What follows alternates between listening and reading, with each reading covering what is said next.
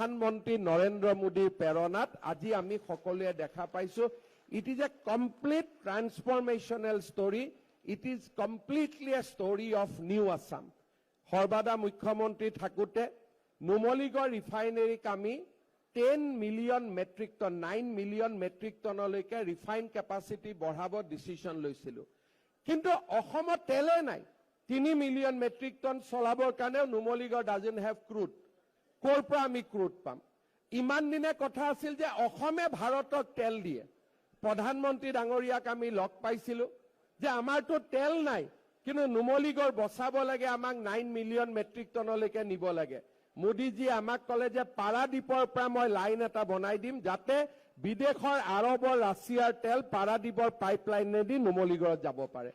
and in this year we are going to commission new Numaligarh refinery with 9 million metric ton, but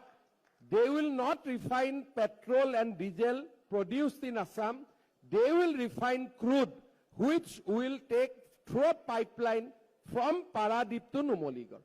আৰু অকল pipeline ডালতে Modi চৰকাৰে মোদী গভৰ্ণমেণ্টে 6,000 কোটি টকা খৰচ কৰিছে 6,000 crore আৰু অকল ক্ৰুডৰ পাইপলাইন বনোৱা নাই গেছৰো পাইপলাইন বনাইছে যাতে অসমত ঘৰে ঘৰে আমি সিটি গেছ দিব পাৰো আমাৰ গেছ নাই আমি আজি পাৰাদীপৰ পৰা গেছ লাইন বহুৱাইছো আমি অসমত গেছ আমি দিয়া আৰম্ভ কৰিম বৰাক ভেলী অসম বা ব্ৰহ্মপুত্ৰ ভেলী সকলোতে এসময়ত অসমত আন্দোলন হৈছিল যে বাৰাউনীত আমি তেল নিদিও আজিতো তেল দিয়াৰ কথা বাদ দিম we are getting oil from sea অৰ্থাৎ ৰাছিয়া বা আৰবৰ পৰা সাগৰেদি জাহাজেদি তেল আহিব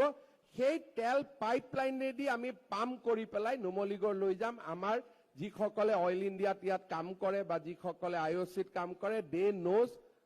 মোৰ দেন মি মই যিমান এক্সপ্লেইন কৰিব পাৰিম তেওঁলোকে তাতকৈ বেছি এক্সপ্লেইন কৰিব পাৰিব now we are taking up যে বঙাইগাঁও ৰিফাইনেৰী এক্সপানশ্যন হ'ব লাগে 5 মিলিয়ন মেট্ৰিক টনলৈকে আকৌ মোদীজিকে কৈছো আৰু অলপ পাইপডাল ডাঙৰ কৰি দিয়ক যাতে আমি আৰু তেল আনি বঙাইগাঁৱত আমি ৰিফাইন কৰিব পাৰো